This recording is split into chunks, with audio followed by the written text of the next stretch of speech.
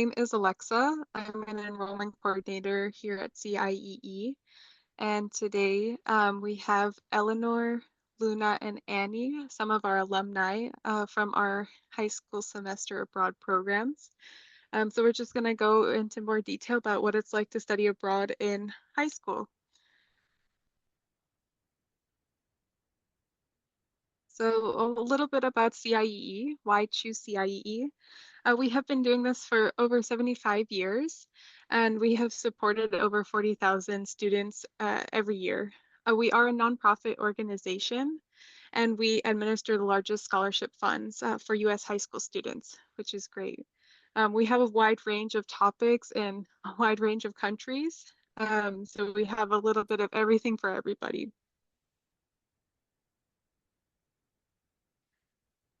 Also, YCIE, we have fun. We always have new discoveries for every day. We offer daily cultural activities to really give you that immersive experience, as well as free time to explore. So that way you can get to know the area you're living in, as well as friends. You always make new friends around the country and around the world, and they're lifelong connections. I'm sure that our alumni can attest to. And then we also have Future. A lot of our programs do offer college credits, and it's a standout on college applications. Only 2% of high school students actually go to study abroad, so it really does stand out on a college application. And it helps you gain independence as well as develop skills for any career. So for our high school semester programs, you will be placed in a local homestay. We offer two types of semester programs, and that is our Semester In, which is a brand new program. And then we also offer the classic route of Immersion In, um, where you will follow classes at a local school or at a CIE study center. And then we offer the trimester, semester, or an academic year. And then there's two group excursions per semester, so you can discover where you're living. So we'll go ahead and we'll start with Eleanor, who went to Toulouse. Eleanor, when you're ready. Hi, so I'm Eleanor, and I studied abroad last spring in Toulouse, France, and I spent my spring semester there. So I know we're focusing on the high school experience, but I wanted to just share why I chose to study abroad and why I chose to study abroad for a semester.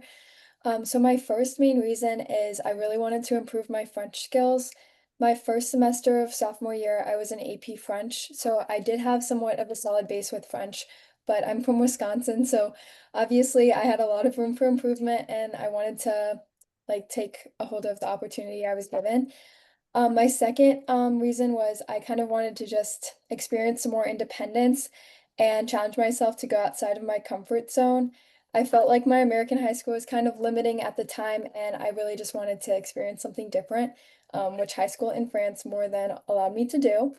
So on my slide, you can see a lot of pictures of me and my friends. A lot of them are from some of the day trips we took or the overnights, and some of them are just the scenery around where I was living or the city of Toulouse because I was a little bit north. You can see on the map the first heart above Toulouse, that's where I was living. And the second one, the further one, that's where I was going to school. So it was a little bit out of the city, but still very close. So it didn't take me long to get there. Um, but for school, I attended a very good public high school just north of Toulouse, and it was called Lycée Pierre Bourdeaux. I was the first exchange student in my high school, so I was kind of a guinea pig, but everything went really smoothly, and the administration was there for me anytime I needed them, and they were super helpful. I attended all of my core classes with my French class group, but I got to choose three specialty classes outside of those classes that were more my interests. So the core classes were science, French, gym, history, and modern events. It was kind of one class, and English, but I chose to take HGGSP, which is kind of a geopolitical history science class, philosophy, and AMC, which was a more advanced English class. So my English classes served as a really nice break for me because my host family and my friends at school did not speak any English apart from maybe one or two. So I was spending probably 95% of my time abroad speaking in French, which just was a little draining from time to time. So it was nice to have that break. And the first couple weeks of school were difficult, considering everything I was experiencing was something new to me. But after that first week and a half, I settled in really well. And it was really easy, and people were super nice and understanding. Um, One of the major differences from American school and French school is the teacher-student relationships. And this is something I get asked about a lot. They're definitely more formal, but I didn't think that translated at all to a lack of compassion or empathy for what I was going through and experiencing. I'm obviously not fluent in French, so it took some adjusting, and everyone was really understanding and kind. Some of my teachers adjusted the curriculum for me, so I didn't have to take a test, or maybe my assignment was a little bit lighter, just so that I could still do work and feel like I was being productive while not holding myself to the same standards as my French classmates. Some of my teachers, however, like my HGGSP teacher, expected the same level of involvement from me as my French classmates. And with HGGSP specifically, that was my geopolitical class. I think I just grew a lot with my confidence and my ability to speak and think quickly in French because a lot of the content of the class focused on the US and focused on current political events, which is something I was already very aware of, so I was able to contribute without being too concerned about lack of knowledge of the actual subject. Um, my teacher in that class also kind of used me as an aid to explain the American perspective and the accuracy of things that we were learning, which a lot of teachers did similar things when it was applicable. And that really helped me kind of feel more comfortable in my classes, which I really appreciated. Another major difference for me, which is something I wish my school did here, but they don't, is the fact that I have a block schedule. So every day was slightly different, and we operated on a week one, week two schedule. So Monday, week one was different from Monday, week two, but then the third week it would be back to the Monday, week one schedule. And that just offered me like a lot, it took a lot of stress off of my plate because I had way more time to complete my homework, and I didn't feel like I was rushing from class to class and like not understanding anything. And I had a lot of breaks between my classes so I could get work done during the day. And I didn't get home until 7 p.m. each night, so that was really nice and helpful. It also allowed me to explore the town I attended school in. You don't have to stay at the school if you don't have a class. So I took a lot of walks and there were some good parks nearby, and that was really nice that my high school allowed me to do that. Grade-wise, if you go to the next slide, there's a picture of my transcript. So it's that document in the top. It's kind of hard to see on the slide, but that's what the transcripts look like in French. And most of my grades did transfer over, but I would say be very clear and make sure that you know what your high school expects of you when you're coming back. Because my science grade, for example, my teachers didn't put a grade on my final transcript, even though I earned one. So I didn't receive a science credit here. So that's the one thing that I would just be like, make sure you're aware of this. But overall, like all my teachers were super nice and understanding, and they all left really nice comments. And it was kind of a nice way to finish up the year to get that piece of paper back and be like, oh, this is all the things that I achieved. You can see some more pictures in the bottom corners of my school, my friends at school. That's Carnival, the ones where they're dressed up as cows and in costumes. That's something that happens once a semester in France, and it's just a really fun way. You kind of don't do any classes and you just spend all your time outside with your friends, dancing and playing games and stuff, which is really fun. Um, and overall, I think studying abroad in a French high school was one of the most transformative things I've ever done. I grew so much as a French speaker, but also as a student, considering how much I had to adapt and work differently for each of my classes. I developed really strong connections with both my teachers and my friends at school, as well as the other exchange students on the trip. And every day was just really interesting and fun. And I'm not just saying that, I genuinely loved it so much, and I never once wished that I wasn't at school. Um, and if you have any questions, I know there's going to be at the time at the end, but feel free to ask them because I'm more than happy to answer. But that is all from me. That was great. Thank you so much, Eleanor. Yes, you guys can send any questions you have to the Q&A section, and we will have some time at the end. So we'll open up the floor to our alumni so they can answer that. But you guys are also welcome to scan QR codes. Each of our alumni have one to open an application, and you will receive the $200 off. And then we'll go ahead and Luna, I believe you were next. Okay, so my slide's a little messy. It's just full of pictures. But I studied abroad in Kyoto, Japan, last year for the entire school year, so a little over 9 months, I want to say. So I left in September of 2024 and I came back June of 2025. And so I decided to study abroad because I just really wanted to live in Japan and wear a school uniform. But I'm half Japanese, so I was decently fluent in Japanese before I went.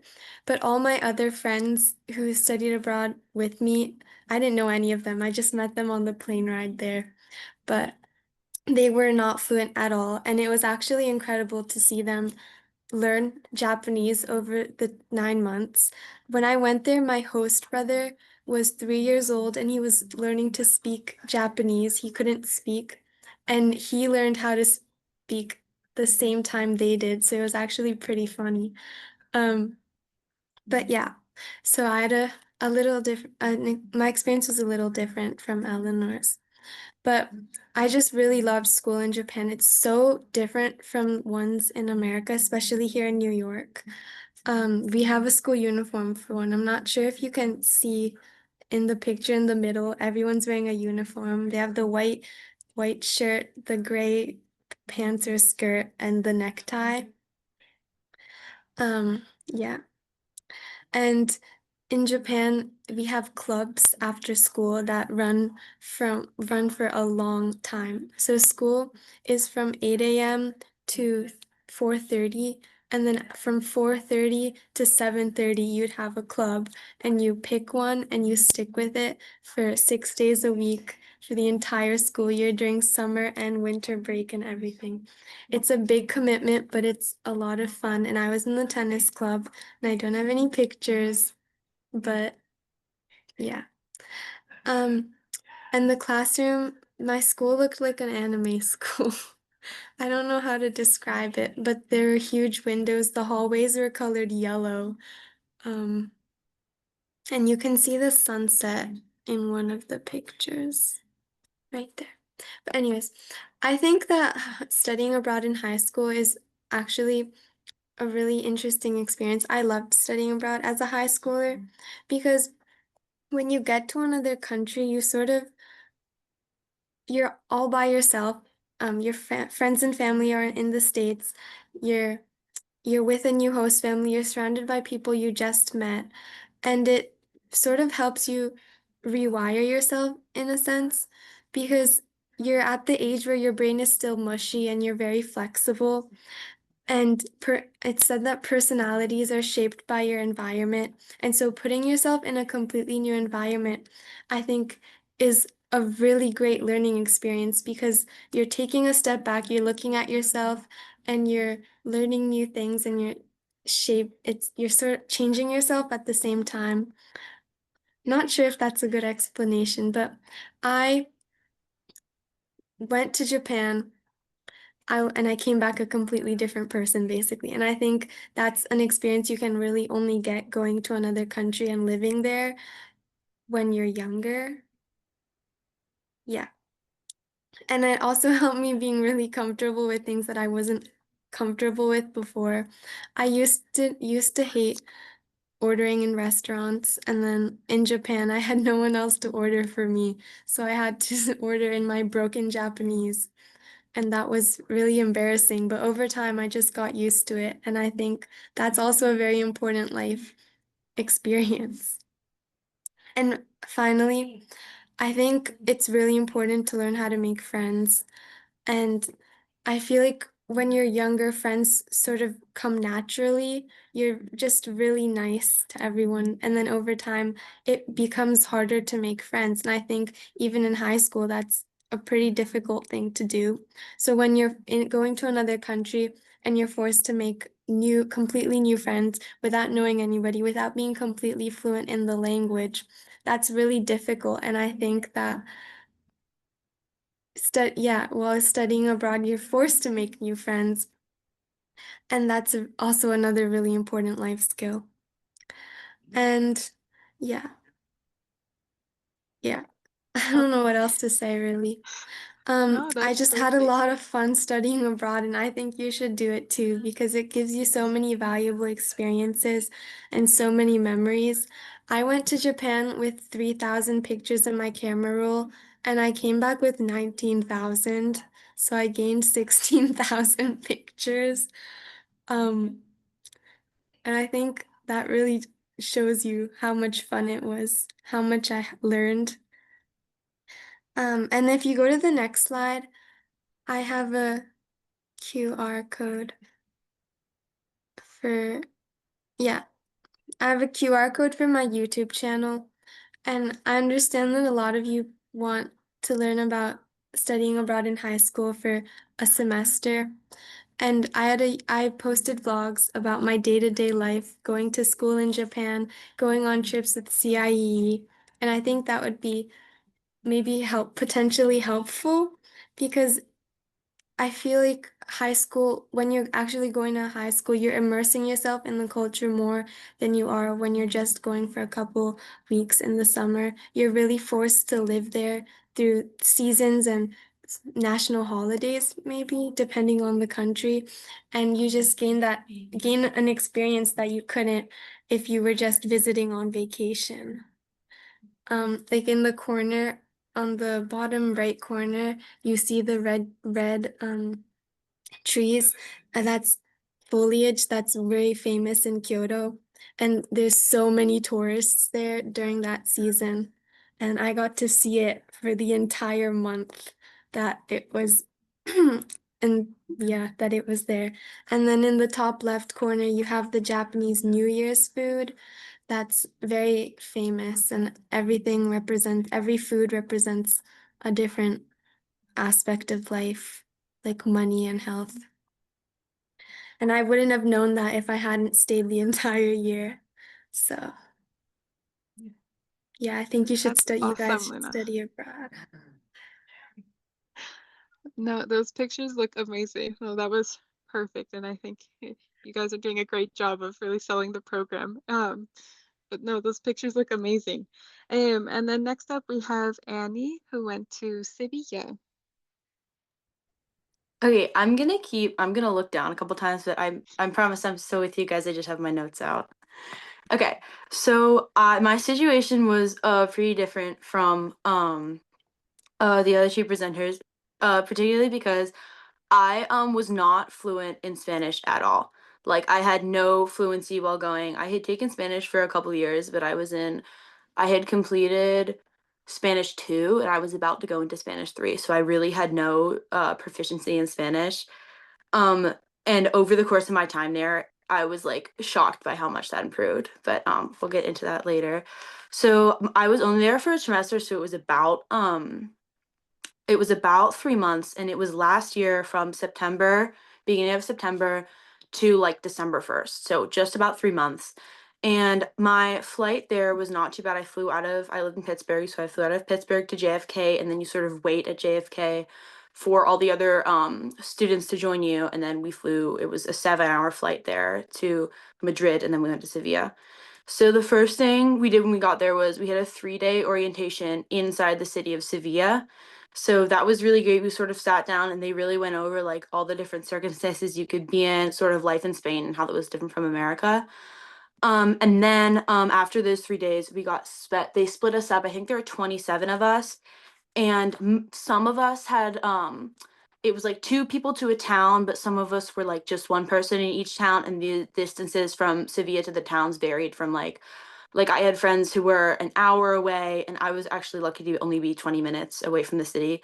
So my town, the name of my town was called Alcalá de Guadaria, and it was super close. It was a pretty quick bus ride, and the family I lived with was a dad and a mom. They were not married, and they had 2 twins. But the family was really great because even though I wasn't living with anyone my age, they had 8 cousins who were all in their teens. So I had a lot. That's a lot of those cousins were where I really based off a lot of my friendships, and I was able to like grow out from those.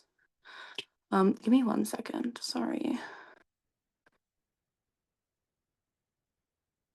Okay.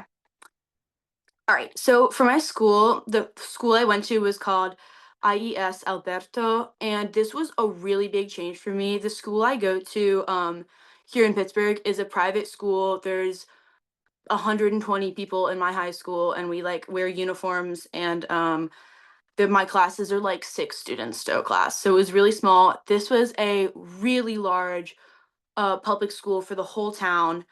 And it was a real adjustment for me. I had a lot to get used to, especially with the teacher and student relationships. So I was a sophomore when I went on my trip. I'm a junior this year, but I actually was a grade back. So the grade I would have been in like sophomore year there is called eso cuarto, and the year I was in there was eso tercero, so it was like Spanish sort of ninth grade.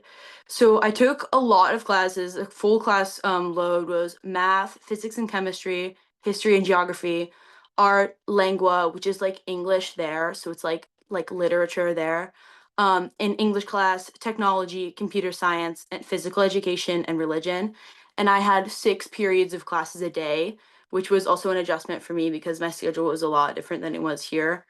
The school day was from 3 to 8, and if you didn't get there on time, they would actually lock the doors. So if you weren't there like right on time, you couldn't get in until the next period. And I did walk to school every day. But other than that, I really did have a great time at school. I have to admit, partly because I wasn't fluent in the language, I did have a really hard time adjusting. I had a lot of friends because whenever you like are sort of there, people are like there's no real, even though it's like sort of talked about a lot, there's no real like prejudice against Americans. They had like a lot of questions, so I did have a lot of friends, but I really did struggle with a lot of my classes. I had friends who were on the same program as me at different schools, and their schools would like maybe like make an assignment looser, or they didn't have to take a test. And I was kind of like I was the first international student at this school, so a lot of my teachers weren't very understanding, and I did have to take the full course load, including all the tests. And I did end up passing all my classes, but for someone that didn't speak very good Spanish, the first couple weeks there were really, really difficult for me. I did pull it off in the end. But another I wouldn't say that was the norm for the study abroad program, because I did have a lot of other friends whose teachers were very lenient with the grading. Another big difference was the teacher and student relationships. You sort of are in a classroom and you stay in that classroom the whole time, and the teachers come to you, and you realistically have like no free time to meet with a student, to meet with your teachers. Another thing was that there was no technology in the whole school. Like you didn't have computers. So I never had any of my teachers' emails, so I didn't really have any way to email them. My hardest class that I took was lengua, which is like the Spanish literature, and I had to like track down my teacher like after school. I like followed her out and like walked with her to talk about my grade. But so that was also really difficult for me, just especially because at my school the student teacher relationship is like super super close. Um the full day, like a day in Spain, what I would probably wake up around 7:30, and then walk to school to be there at 8:15. And then really we didn't go to bed there till very, very late. I think most nights I didn't go to bed till 12. After school is over at 3, you eat lunch at home. And then I had 4 o'clock is sort of like nap, like you get a rest hour, and then I had soccer. I played on a soccer team there. I was really lucky enough to be able to join the club and to actually have a position. So I played soccer every night from 5 to 7, and then after that, you would have you could like do some homework or hang out with your friends, and we'd have dinner around 10 or 11. It was sometimes earlier, just because I did have those two much younger siblings there. We did go to a couple trips. I have a lot of pictures up right now. The top left corner is from a place called Arcos de la Frontera, which is probably about 3 hours from Sevilla, and I went there with my host family. And then also but one of the bottom pictures is from a place called Jerez, which was also a trip I took with my host family. And then the other two places that we went with for Sevilla were Cadiz, which was a day trip, which is about an hour away, and then Granada, which is like 3 hours away, which was an overnight trip. I would say like on the weekdays, I had a lot of time to like spend with like my friends I had made there. And then some of on the weekends, I didn't really go into Sevilla with any of my friends from Alcalá, but I did meet up with a lot of people who like a lot of my American friends. We would go into the city a lot, meet up in Sevilla, and there's Sevilla really, I mean, it seems like a super big city, but it's sort of once you like have been there a while, it's so walkable. The bus system is fantastic, and the shopping there is also really great. Um Yes. So if you want to go to the next slide, I have a lot of pictures of me and my friends. I made a lot of really great friendships there. I'm still in contact with all of these people today. Like everyone in the photo I have in contact with. I was just actually on the phone with my one of my really good friends in the top left or top right. Her name is Claudia, and we were just talking. We are gonna see if she can come visit me this summer in America. So I made a lot of really good friendships. When I did have to leave, I was actually really disappointed, and I had wished I stayed for longer, just because I feel like the time I was there for the trimester was really it changed me, and I'm gonna get into that later. It changed me in so many ways, but I had like just in the past like 2 weeks sort of really grasped the language, and like to be leaving was almost kind of heartbreaking because it felt like all my progress was like almost going to come undone after coming back to America after like working so hard and building these friendships that I like really loved, because it was hard at first trying to figure out who wanted to be friends with me because of like me, and then the people who wanted to be friends with me because I was American. So that was kind of difficult for me at first. And then I sort of really like found my people, and then I had to leave, which I really wish I had done this semester. But sort of talking about coming back, for my school, that process was really, really tricky for me for a lot of reasons. But I feel like that's sort of just like a personal thing, and it really just depends on what kind of school you go to, like your advisory situation. I did not have the best experience with my return. I was really, really upset after leaving, and I feel like just like studying abroad like sort of opened so many doors for me. It changed like my whole idea of like what I want my job to be, what I want to study in college. And having that experience at like while I'm in high school, I feel like that just narrowed down, because I was like before I went, I had like no idea what I wanted to do in college. And I feel like it just narrowed down what my future was gonna look like, which was really helpful, especially as I'm like entering the college process. I grew like so much as a person, and it really taught me that like I am capable, and like like if you were able to do this, you were like capable of like so much more than you think. So it was really just like a confidence builder, because a lot of the stuff that I learned, as many like new words as I learned, I really just figured out it was like a confidence thing, because I knew enough Spanish, but I just wasn't getting like the practice, and I wasn't getting to speak with native speakers. And no one in my host family spoke Spanish. No one at my school spoke Spanish. So it was really helpful to just be able to practice that everywhere. A lot of my like this I just had like such a like new appreciation for not only Spanish culture but also American culture, because I really did see I was like with our like government and everything, I was really like a pessimist sort of towards like being an American, and being away from that and like sort of comparing the two experiences, and like I really figure out like how grateful I am to like have the opportunities that I have. It was just a really eye-opening experience, and I think everyone should like take up this opportunity. I had so much fun. I miss it every day. I wish I was back there every day. And I just learned so much about myself and about the world, and I just had the best time. That was great, Annie. Thank you so much.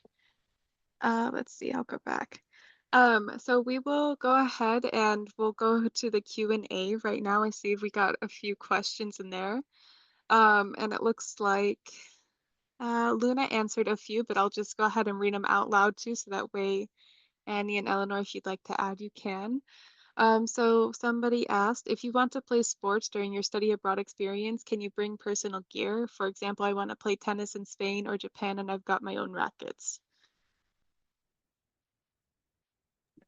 Okay. I can answer that one. I did have tennis is sort of like a really big sport in Spain. The like three main ones that everyone plays, like soccer, volleyball, and tennis. And then there's really no like limit on what you can bring, as long as it's not like too big. So you would totally be allowed to like bring anything like that. And the sport of course, like the football and soccer there is like amazing. But yeah, especially if you went to Spain, there would be a lot of opportunities to play tennis. I also think, like, on top of her point, if you're bringing outside of what CIEE pays for you to bring, then that is on you. But I did have a friend bring her guitar, so you don't just like sports gear. People did bring sports gear, but also any instruments. If you play instruments, that's also totally fine, and people do that. One of the questions is about scholarships.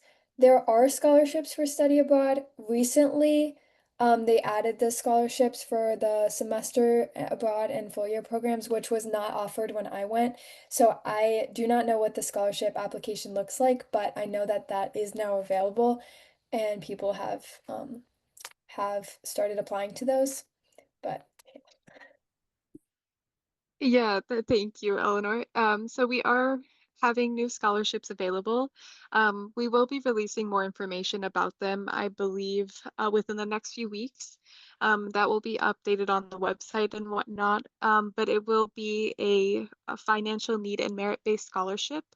And that will be in the application. So you'll apply directly to your program, and then they will upload a few tasks for you to complete, including a 1040 tax form upload and then completing essays, I believe. Um, but once we have that information, you're welcome to reach out to your enrollment coordinators, and you can email them asking for that information once it's released, or you can ask them for an update as well. Let's see. We had another question. Looks like Luna answered as well. Do you travel outside your selected city and like to go to nearby beaches or cities and villages? so I didn't talk about this on my slide much, but I know Annie did. And obviously, if you want to add something, jump in. But we had one day trip and one overnight. So for our day trip, I was living in the south of France, so we went to Carcassonne, which is like a medieval village, and we got to one of the really famous aspects of this part of France is they have this dye that's like a really light blue dye. So after that, we got to go to the farm where they produce the dye, and it's like made out of a flower, and we got to kind of tie dye with it, which was really fun. And then for our overnights, we actually went to the Mediterranean. So we went to two cities on the Mediterranean, and we got to swim, we paddleboarded, we kayaked, and we got to try a lot of food that wasn't popular in the city that I was living in, so because it was a little more south. So those were some of the opportunities I was given, but they were really, really fun. And we got to stay in like a really cute hotel right by the beach. For me, the trips we did, the first one was to Cadiz, which was about an hour away, and that was actually it's on the Atlantic, not in the Mediterranean. But we sort of all got on the bus, and then we had a tour of a lot of like the historical sites. There's actually a lot of like Roman architecture there. So we went there, we went to like a really big church down inside, there was a mausoleum there with a real sort of, there was like a real human corpse sort of encased in wax that we got. It was sort of like a relic that we got to see. And then after we toured, honestly, they sort of just let us like run around the city. We went to the beach.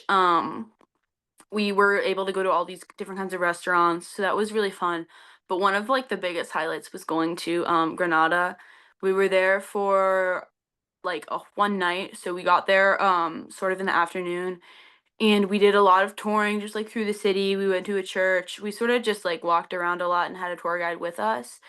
And then after that, we sort of had like I think the tour finished around 6, and we had from 6 to I think 11:30, maybe in that event, I think it was earlier, to sort of just run around like the city. And they sort of you're all in a text chain. But one of the biggest things about the whole study abroad experience that I actually didn't really mention is that there's a lot of like responsibility and like, oh my gosh, I'm forgetting the word for it, but you really are just sort of like on your own for a lot of the trip.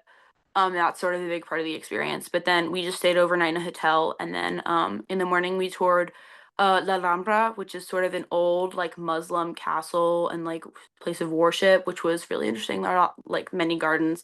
But as long as it doesn't interfere with your school schedule, your host family is allowed to sort of like take you wherever they want. My host family went to Jerez, which is a town south of Sevilla, which is sort of like a winemaking capital. And then on the way back, we were there for 2 nights, and on the way back we stopped at Arcos de la Frontera, which is like super far off the highway, the like tallest city in southern Spain. And then we did end up driving up into the Sierra National Park to visit one of her friends.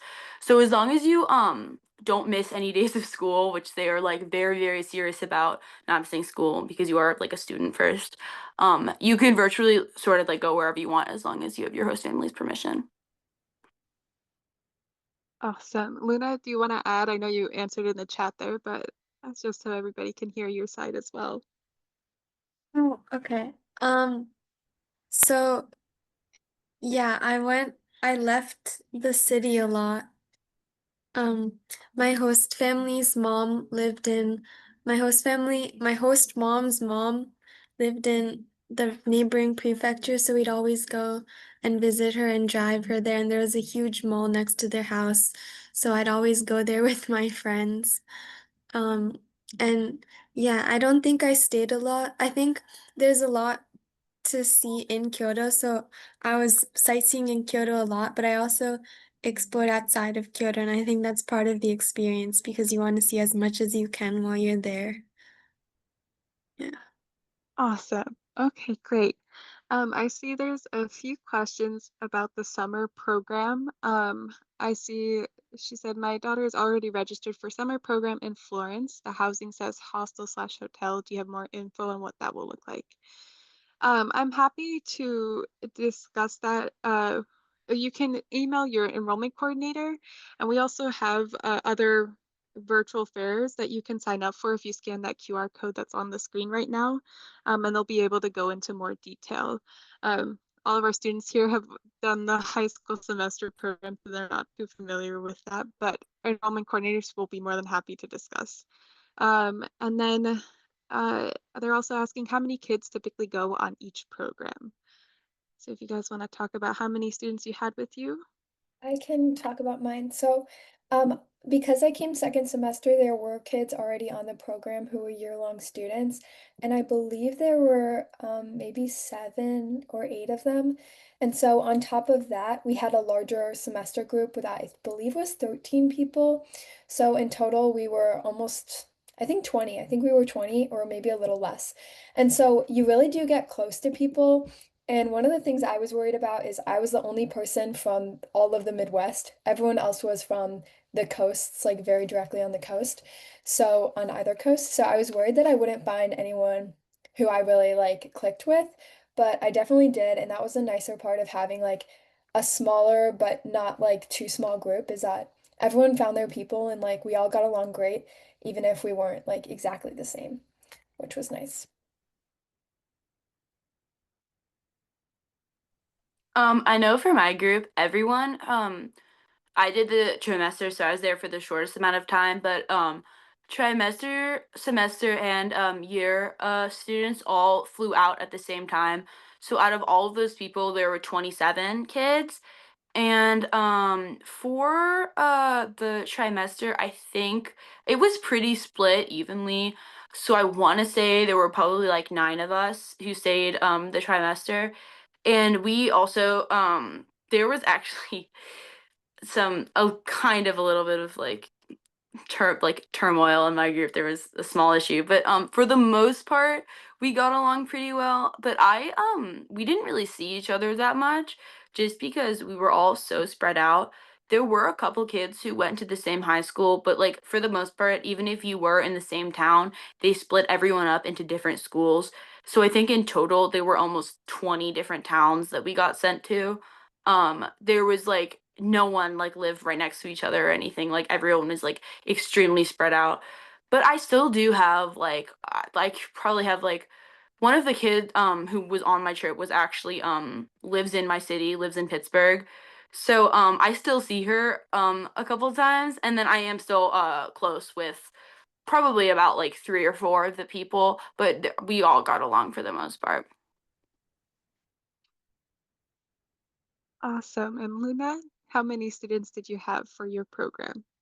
I think there weren't as many people in Japan, but there were a lot, I think, in for the first semester. they're like 10. Um, and yeah, I was there for the entire year, so I flew out the same time as the first semester kids, and they left in December, and we were all really sad that they were leaving early. And then around April, I think 3 more kids came for the spring semester, and that was really fun, but we left before they did. So we were also really jealous that they got to stay in Japan. Yeah. That's good. Okay, great. For the next question, looks like they're curious about the age and grade of the students when they studied abroad. So how old were you guys and what grade were you in when you went to study? I was 16 and I was a sophomore. So now I'm in my junior year of high school. I was a sophomore, but I was 15. The majority of people on the program were 16 to 17, juniors and seniors. There were 2 other sophomores and 1 other 15-year-old. So I was definitely in the minority of the group, but I do think for the year you like go, I think like for the way my high school like is set up, like the workloads and like the different times things are like due and such, just the fall of sophomore year was realistically like the best time for me to go, which is why I went when I did.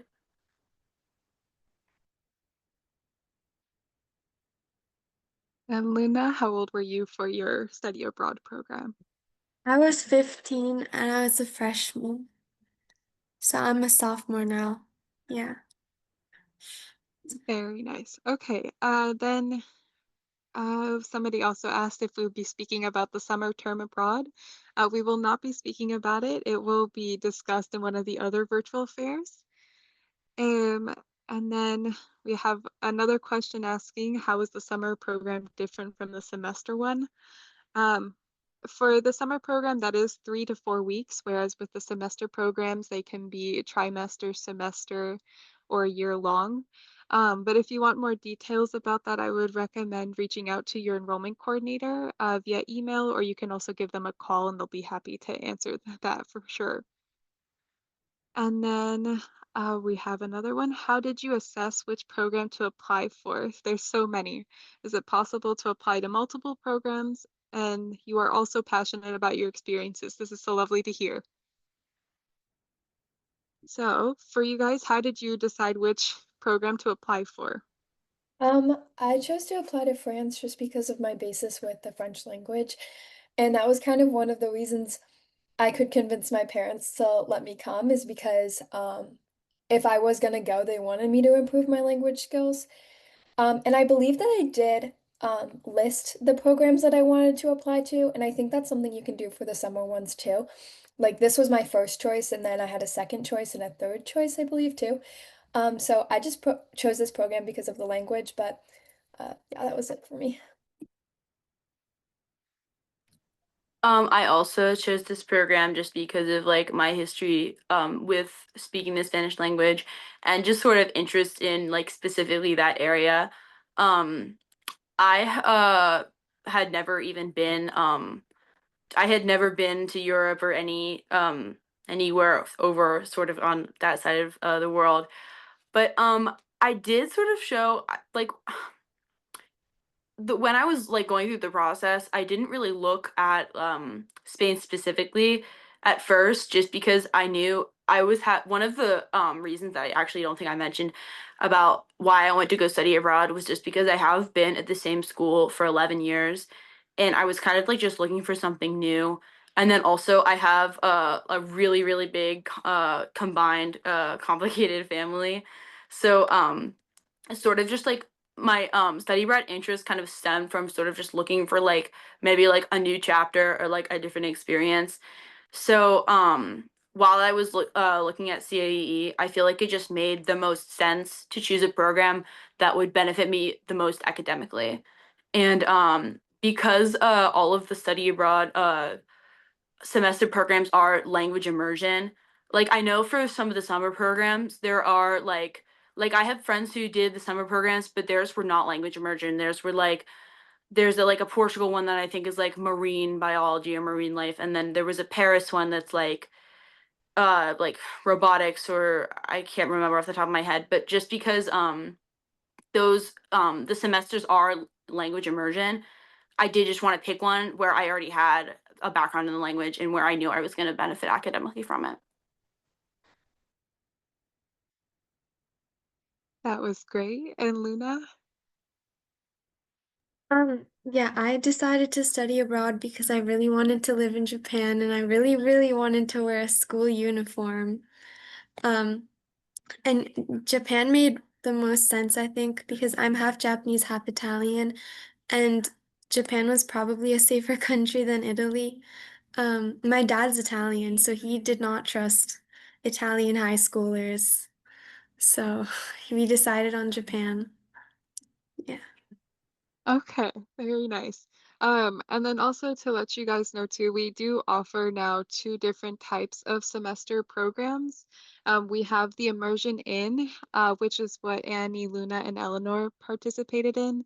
And we now offer a semester in program that has a little bit of a different style to it. So students will go study for a semester, but they will start their 3 weeks in London for an orientation where they can take classes and they'll be with their cohort of students. And then they will fly to their program where they will study as a CIE cohort in the CIE Center. And they can take online classes as well with ASU. So if you want more information on that, you can reach out to your enrollment coordinators and they'll be happy to help uh, figure out which program is the best fit because we do have a lot of options. Let's see. So then the next question was the flight to your destination, did it go smoothly and was it safe? Was your experience with the flight? My flights were really smooth. My only problem, as I said before, I was the only student from the Midwest. So I did have to wait for a while in the airport just because of the connection through Chicago. So that was the only hiccup, and that was nothing to do with CIE and nothing to do with the airlines. And your flight gets booked through a third party, which, and they're really good about communication. I had to change mine coming back because my mom met me in France to come bring me back, and they were super easy and understanding, and so everything about it was really smooth for me. The only couple issues I had were I did have sort of what Eleanor said. I had a 10-hour layover at JFK, which was really tricky because it actually made, I think, my full like flight process ended up being about like 32 hours of airport time, because I went from Pittsburgh to JFK to Sevilla to Madrid, but then the flight home was actually worse just because when you're flying back, you're going against the wind. And we had like a plane malfunction. So we were that whole time I was in the seat for about 10 hours.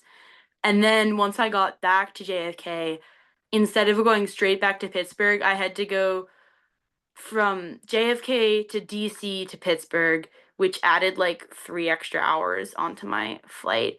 So that was sort of our only sort of like situation with Flight Fox. I mean, maybe I think my mom actually ended up finding like another pathway that would have been easier, like just back to Pittsburgh.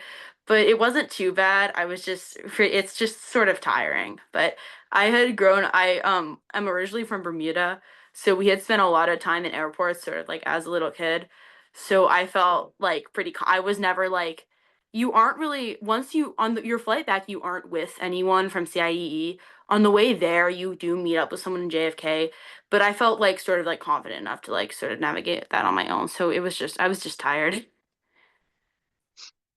That's a long flight for sure, a lot of time traveling. And Luna, how was the flights for you? I actually really like airplanes. I think takeoff and landing are really fun, so I enjoyed doing that 4 times. Um, my airport was JFK, which apparently is the worst airport in New York now, which I think is insane, if you know New York airport lore. Yeah, so I had a flight out of JFK at 7:30 in the morning, so I had to wake up at 4 in the morning. Um, and then I had a layover at LAX in California so that all the study abroad kids going to Japan would meet up at LAX and we'd all be on the same plane together. So that was really fun because we all met each other for the first time at the airport before getting on the plane. And the lady on the plane, that was sitting next to me was really nice, and she was Japanese and she talked to me and she said, "Why are you going to Japan all by yourself?" And it turned out she had hosted a German study abroad person at her house. And so we had a really fun conversation about that. And they also served ice cream on our plane, which was great. And so, yeah, I felt really comfortable on the plane. It didn't bother me. Um, yeah, I thought it was a lot of fun. Awesome. Okay, we will do one last question so we can wrap up here. And somebody asked, how do you pay for things in the city? And then also, could you play in sports tournaments if they're available? So did you guys use, I'm guessing you're asking about forms of payment. So what cards were you using? Were you using debit cards, credit cards, cash? So, I was using a credit card. I just had a credit card.